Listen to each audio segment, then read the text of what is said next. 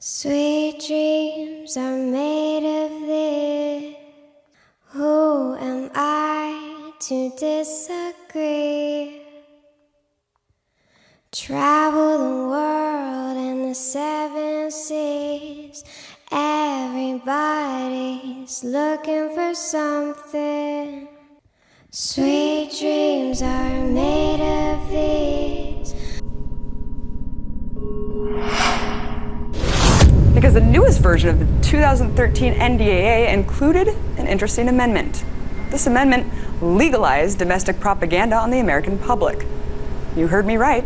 The newest NDAA wasn't just reauthorizing the indefinite detention of American citizens. It also allowed the U.S. government to legally carry out misinformation campaigns against the citizens of this country. But is this really surprising to anyone? I mean, the corporate media is basically a propaganda arm of the U.S. government anyways, isn't it? Why the need to legalize the use of propaganda when you already have an entire mainstream media establishment lacking to the White House, reprinting government press releases without question? In fact, aside from everything I just mentioned, the Pentagon already spends $4 billion a year to influence public opinion, and the Department of Defense also spends hundreds of millions of dollars on information campaigns in countless countries occupied by the U.S. military.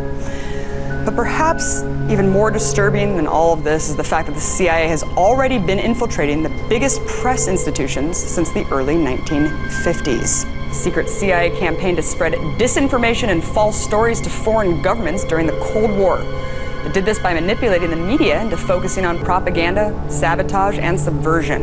That the CIA program consisted of literally paying off editors and reporters at most mainstream news outlets. The New York Times, CBS, Time, The Washington Post, Newsweek, AP, Reuters, and countless more. People to this day could still be reading and referencing these articles not knowing that they're completely fake. And sure, this was more than 50 years ago, but let's face the facts here. Our media is much worse now and has been much more easily compromised now. So how do we know that Operation Mockingbird still isn't in effect? Well, we don't.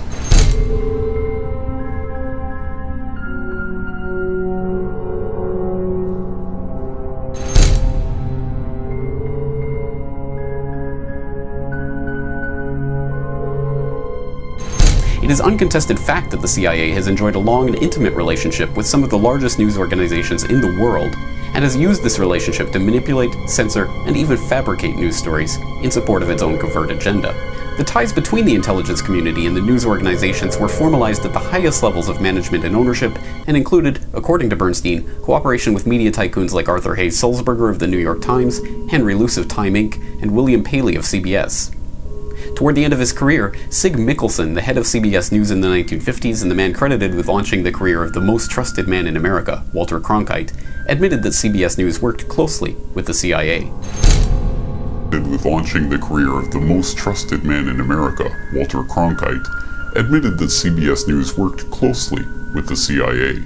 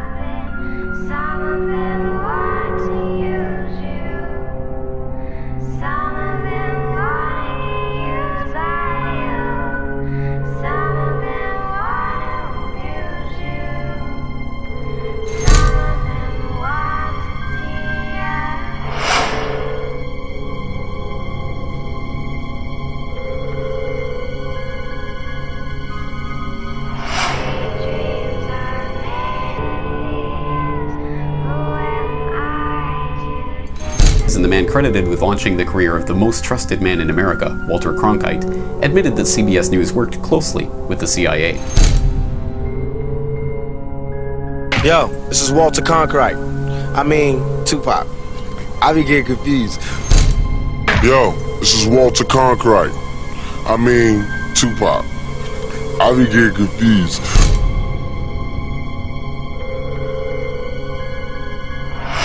latest kids, but things change. That's the way it is. That's just the way it is. The way it is, yeah.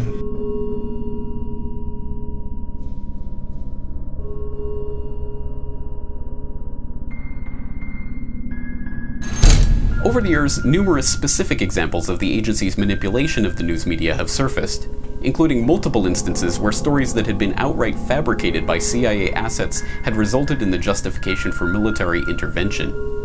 In the 1980s, for instance, a story about Russian MiGs being delivered to Nicaragua appeared on the front page of the New York Times. As CIA analyst turned whistleblower David McMichael later revealed, this had been completely made up, but was reported as fact, as a way of manipulating public opinion to support US intervention in the region. In an infamous story from the 1970s revealed by CIA whistleblower John Stockwell, a story about rapes committed by Cuban soldiers in Angola, which was widely reported around the world, had in fact been completely made up by CIA assets in the press. So he came up with another story, which he in fact kept going for weeks, and it was a good story in terms of the CIA's propaganda interests. He had some Cuban soldiers raping some young Angolan girls. Then there was a battle, and he had that Cuban unit cut off and captured. And then he had the Cuban women, the victims, identifying their rapists. And then there was a trial, and they were convicted. And then he had them executed by a firing squad of the women who had supposedly been violated, with photographs of young African women with weapons shooting down these Cubans. There had never been a rape. There had never been the military action. The Cubans had never been captured. It was all fiction. Stockwell did extremely well with this story. Here's the Daily Express of March the 12th, 1976. Gun girls execute Cuban rapists is the headline. And quoting from UNITA, it says that 17 Cubans were executed, 5 of whom had been identified as the people who had raped 4 African women a few weeks before. And here's the Evening Standard, with a bit more convincing detail, saying the Cubans were shot with their own guns. And here's the Daily Telegraph, the newspaper of record, adding a bit more detail, identifying the region from which the women came and saying that they took part in the executions. The reporter was John Bullock. I hadn't the faintest idea whether it was true, and I never said it was true. I reported somebody as saying that, as telling me that story. I certainly didn't report the facts. Similarly, in Libya this year, shortly after Obama admitted the presence of covert operatives on the ground in Libya, identified as CIA agents by the New York Times, with the admitted goal of destabilizing the Gaddafi government, a story surfaced about Gaddafi's troops that was immediately picked up and reported unquestioningly by nearly every news outlet in the world. In the morgue, Gaddafi soldiers killed in the fight for Ajdabia, and in the pockets of their uniforms, Viagra and condoms, weapons of war. President Muammar Gaddafi is also rejecting allegations he ordered his troops to rape women as a way to spread fear and dissent in the early days of the liberation. Now, the International Criminal Court says there is evidence that Colonel Gaddafi ordered his forces to use rape as a weapon of war. It was later admitted that there was in fact no evidence whatsoever to back up these assertions, but that news was not heralded with anything near the same attention that the original accusations had garnered. It's universally understood that such operations still take place, but without whistleblowers and insiders exposing the truth, it's impossible to tell exactly what stories in our own day and age have been completely fabricated by intelligence agencies with a vested interest in manipulating public opinion.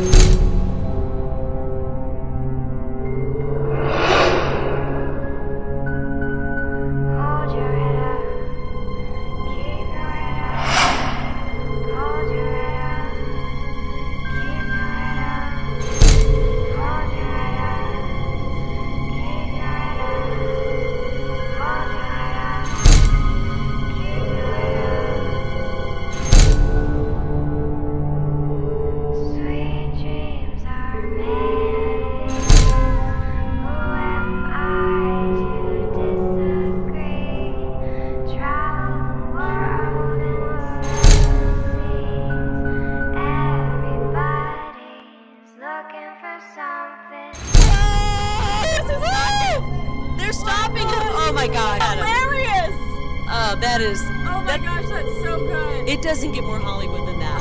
And our children go to school and have to get killed!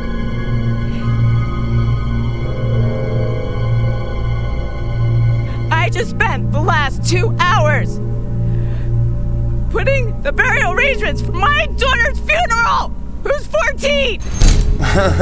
He posted 10 years old, and he said, if you don't come out, I'm gonna hit you with the taser.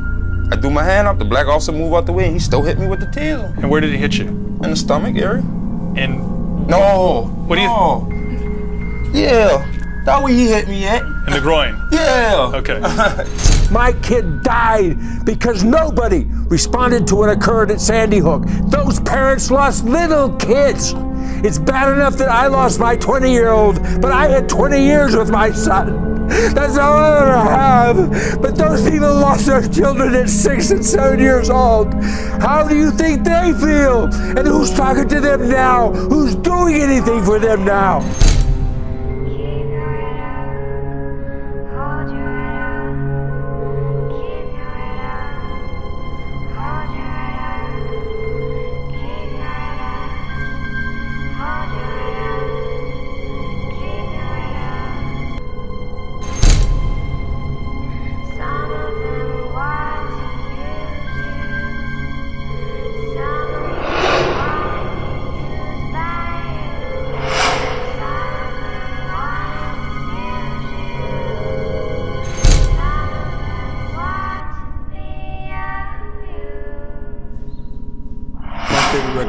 You make a Spook Who Sat by the Door reference. I don't think you a Spook Who Sat by the Door. I think your intentions are pretty clear.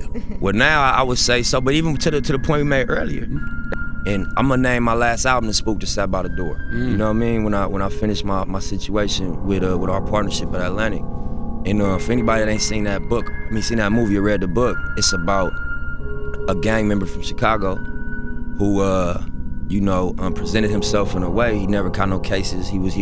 He had a clean-cut look, and he infiltrated the C.I.A. Yep. And he became educated and basically he used their agenda, which was to have a token nigga in the C.I.A. for political reasons. You know, we gonna speak blunt, fuck it. He used it against him.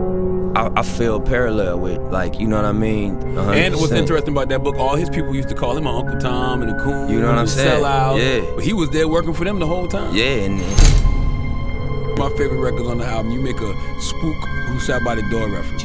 And I'm gonna name my last album "The Spook That Sat by the Door." A gang member from Chicago presented himself in a way he never caught no cases, and he infiltrated the C.I.A. Yep. Basically, he used their agenda, which was to have a token nigga in the C.I.A. for political reasons. He used it against him.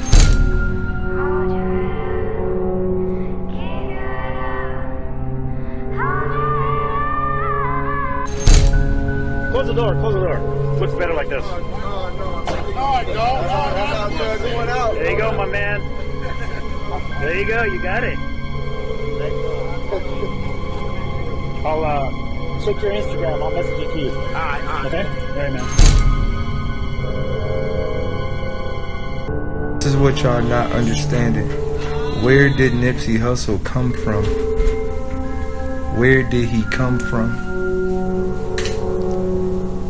All of my friends, look, y'all not understanding. Y'all don't understand this shit, bro. A lot of y'all niggas, look at this picture, bro. This is all of us as kids. See the dude right there with the blonde hair? That's me in the background. This is a picture of all of us as kids. Everybody in this picture is born and raised in Watts. We still don't understand where Nipsey came from. This is a picture of all of us as kids. We still don't understand where he came from and how did he even manage to be in Watts. We don't know how he even went to a school in Watts. We don't even know where he came from. But he was in Watts trying to help. You don't understand what Watts is. Let me break something down to y'all.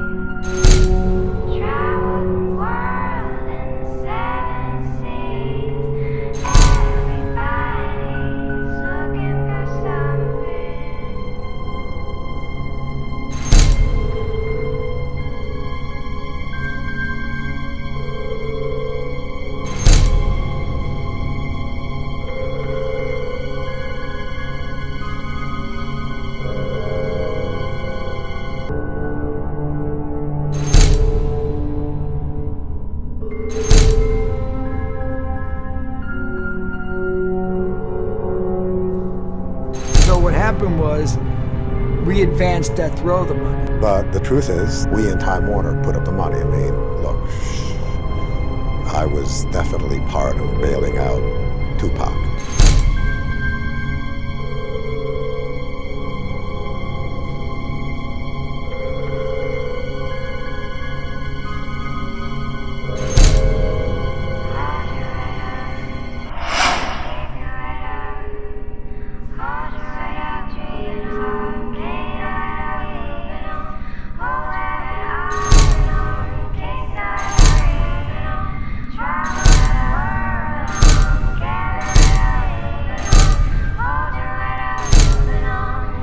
This went out to all the soldiers.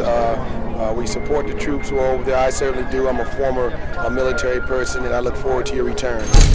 Okay. And you guys actually were literally protecting him, like what, outside of his actual room and so forth? And we surrounded the hospital. Wow. And we took,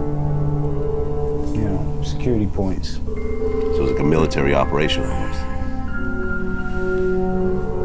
Yeah. Yep.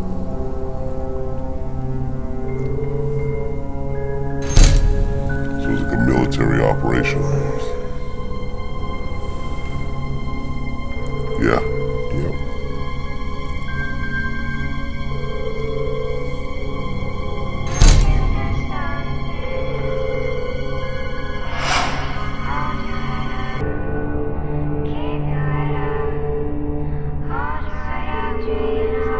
It is no longer disputed that the CIA has maintained an extensive and ongoing relationship with news organizations and journalists, and multiple specific acts of media manipulation have now been documented.